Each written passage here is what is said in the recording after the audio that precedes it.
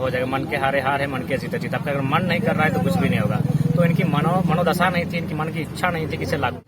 कब भगा रहे हैं बाहरियों को? नहीं ऐसा गलत ये बिल्कुल नहीं तो लोग हल्ला कर रहे हैं कि भगा रहे हैं। लोगों का काम है कहना, लोगों का काम है कहना, उन्हें कहने दीजिए। बाकी हम लोग किसी कोई मोनोपोली क्यों रहेगी? हमारे 16 लाख 18 लोग बाहर रहते हैं, महाराष्ट्र में, गुजरात में, तमिलनाडु में, हमारे लोग वहाँ रहते हैं। लेकिन क्या करते हैं वहाँ एज ए मैंने प्राइवेट सेक्टर में काम करते हैं और फाइनली फिर पैसा कमाने के बाद अपने देश, अपने राज्य को वापस आ जाते हैं। हम जनता के लिए बने हैं, जनता हमें जहाँ लेकर जाएगी। जनता अगर हमें दामोदर नदी के नीचे फेंक देगी तैरते हुए नजर आएंगे, लेकिन हम सड़कों पे बैठा के रखिए जनता आपको। बस जनता हमें जहाँ भेजेगा। हिमालय पर्वत पर घर बना देते तो वहीं अपना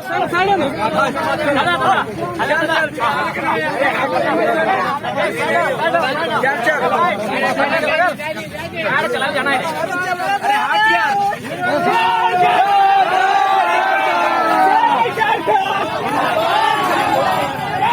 नमस्कार, प्रणाम, जोहार। मैं कुमार शुभम, बोकारो रिपोर्ट में आप सभी का स्वागत करता हूं। बहुत ही ऐतिहासिक जगह पे आज हम मौजूद हैं। यह है तेलमोच्चो ब्रिज, जहां पे भाषाई आंदोलन का शुरुआत हुआ था और भारत का सबसे बड़ा मानव श्रृंखला हमने देखा था यहीं पे।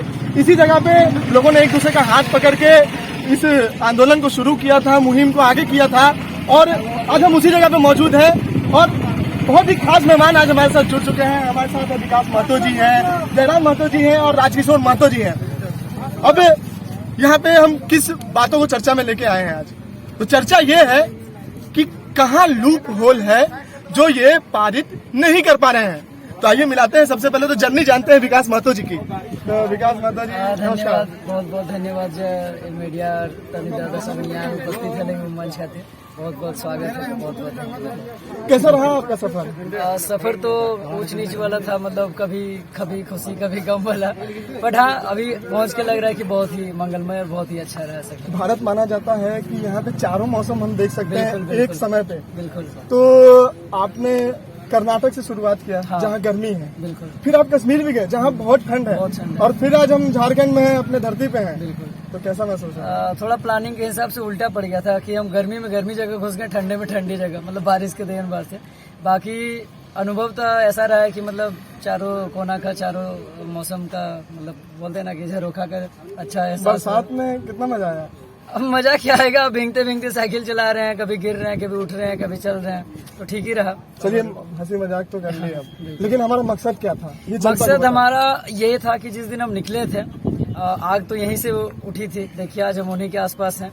तो यही आग जो 1932 के रूप में था, आज फाइनली वो हमारा लग रहा है कि एक चरण पार होके दूसरे चरण में हो सकता है। आप निकले थे तब ये लड़ाई चालू थी और आज भी चालू है, मगर एक खुशखबरी भी है। एक खुशखबरी है कि चलो यार, कुछ मतलब एक बोलते हैं ना कि मंगल, एक शुभ सिंबल आया है, एक सूचना है कि हाँ, अगर पहला चरण पार हो गया तो दूसरा चरण भी हो सकता है। बहुत ही हर्षोल्लास का बात है।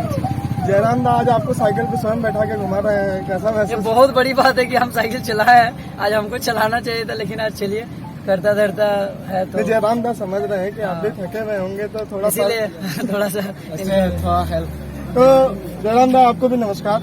नमस्कार, स्वागत है आपको बोकारो रिपोर्ट्स पे। बोकारो रिपोर्ट्स का धन्यवाद। आपके तमाम मीडिया कर्मियों का धन्यवाद। आपने भी इस आंदोलन को बड़ी प्रमुखता के साथ अपने चैनल में स्थान दिया था, आपका भी धन्यवाद। दा, हमने एक चीज देखा है कि यहीं से कहीं कहा जाए तो मुहिम चालू हुई थी, और यही वो जगह है जहाँ पे हमने मानव श्रृंखला देखा था, जो एक ऐतिहासिक पल था। और आज हम फिर यही मौजूद हैं। लेकिन कुछ किस्से बड़े हैं आगे।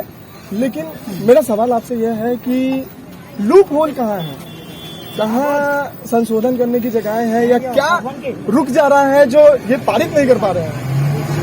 देखिए, सबसे पहली बात है आपकी अगर मंशा स्पष्ट है, उसके बाद जैसे नियम को बनाने वाले लोग की मंशा स्पष्ट है, तो कहीं लूप होल नहीं है। क्योंकि आप बात करें तो इसी तरह के अटकल लगाए जाते थे जो कि भारत में जिस दिन 370 की धारा हटेगी भारत में भूचाल आ जाएगा। लेकिन फाइनली 370 की धारा भी हटी और भारत में कोई भूचाल नहीं आया। ठीक, 1932 जिस दिन लागू होगा, अगर उसका कोई अटकलें आ रही है तो ऐसा कुछ बात नहीं। जिस दिन 1932 का समर्थन करने वाले लोग सड़कों पर है, अब नियम बनाने के जिम्मा जिनका है, यानी विधायक, अगर वे समर्थन में आएंगे तो निश्चय ही हमारे पक्ष में होगा और होना भी चाहिए। मंत्री जी फिर लड्डू दे रहे हैं क्या? देखिए, इस बार तो आशा है कि इस बार ऐसा कुछ टोपी नहीं पहना रहे होंगे। और कहीं न कहीं उन्होंने कहा था कि ये पारित नहीं हो सकता है, ये नहीं लागू हो सकता है। शिबू सोरेन जी भी कह रहे थे, माननीय हमारे पूर्व मुख्यमंत्री, की ये लागू करना बहुत कठिन है, ये नहीं हो सकता है, लेकिन फिर जैसे ही उनके राजनीतिक पहलू में उठापटक हुए तो अब खारिज कर रहे हैं। हाँ देखिए, सबसे पहली बात मैंने स्पष्ट कहा, अगर आप चाहेंगे तो हो जाएगा। मन के हारे हार है, मन के जीते जीत। आपका अगर मन नहीं कर रहा है तो कुछ भी नहीं होगा।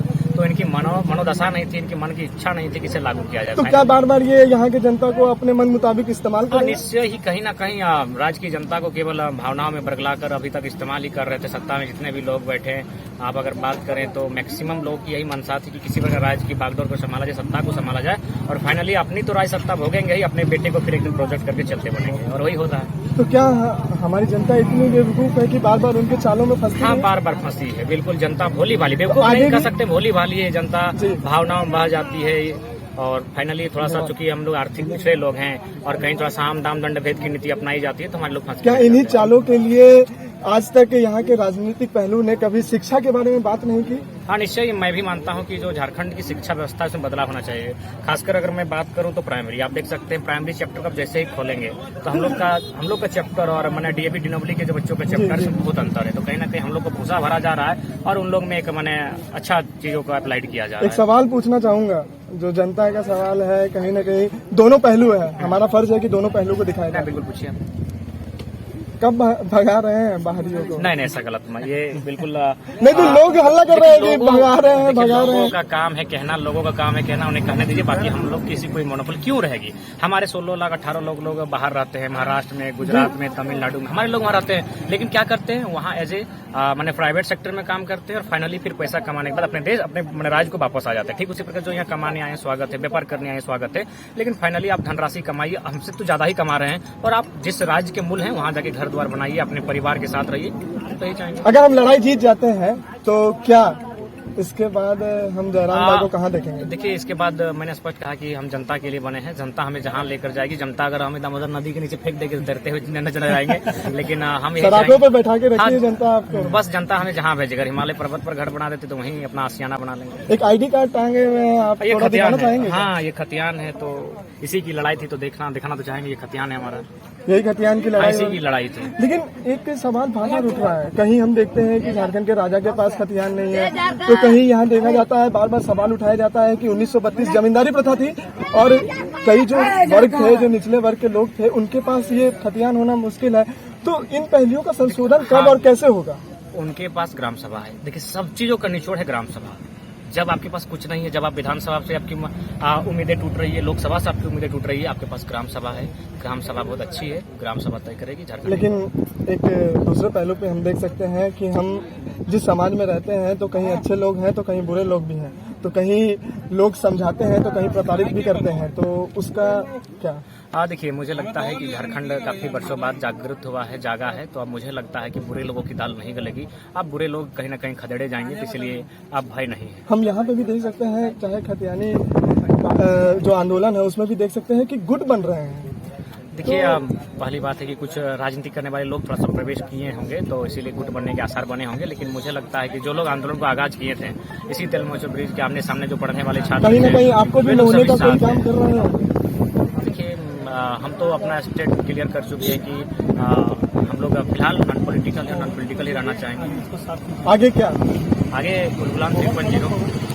और अगर मंत्री जी का, जैसे हमने देखा है कि अभी फिर से उन्होंने लड्डू दिया, अगर भाषाई आंदोलन को देखा जाए तो उन्होंने कहीं हटाया था तो कहीं फिर से लाया, तो ये आपस में कहीं लड़ाने का काम नहीं कर रहे हैं देखिए, राजनीति? अगर ऐसा होगा तो फिर फाइनली 2024 में एक बहुत बड़ा परिवर्तन देखने को मिलेगा।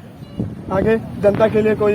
हाँ, जनता के लिए यही संदेश देना चाहेंगे कि बहुत अरसे बाद झारखंड के लोग जागे हैं, झारखंड वासी अपने हक अधिकार को पहचान रहे हैं। एकजुटता बनाए रखें, धैर्य रखें, संयम रखें और सरकार की गतिविधियों पर नजर रखें। विपक्ष पर भी इस बार नजर रखें कि कौन आने वाले विधानसभा सत्र में जब इसकी चर्चा होगी तो कौन पक्ष में है, कौन विपक्ष में है, और उन्हें सबक सिखाने के लिए भी तैयार रहेंगे। ये तो जयराम महतो जी, और हमने देखा कि अगर ये आंदोलन रुकता है तभी रुकेगा जब ये पारित होगा, और अगर ये फिर से मंत्री जी लड्डू देने का काम करते हैं तो ये झारखंड की जनता नहीं सहेगी।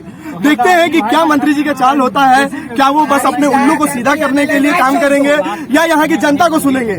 जानने के लिए जुड़े रहें बोकारो रिपोर्ट्स के साथ। धन्यवाद।